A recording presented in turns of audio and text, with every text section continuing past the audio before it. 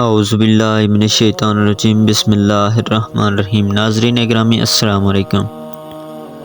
ناظرین گرامی، آج کا ہمارا موضوع ہے جنت میں پرواز کا ذکر کریں گے۔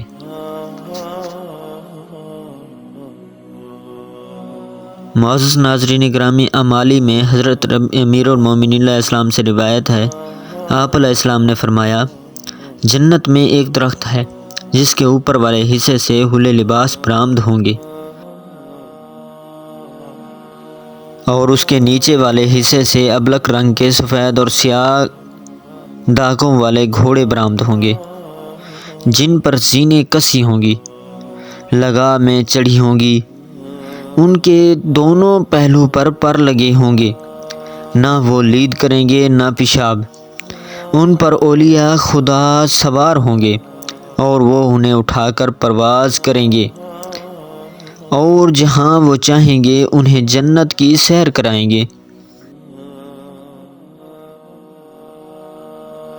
ان سے پست درجے والے جنتی سوال کریں گے،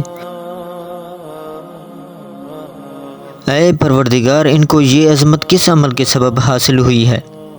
ارشاد باری تعالیٰ ہوگا، ان میں 4 صفتیں تھیں۔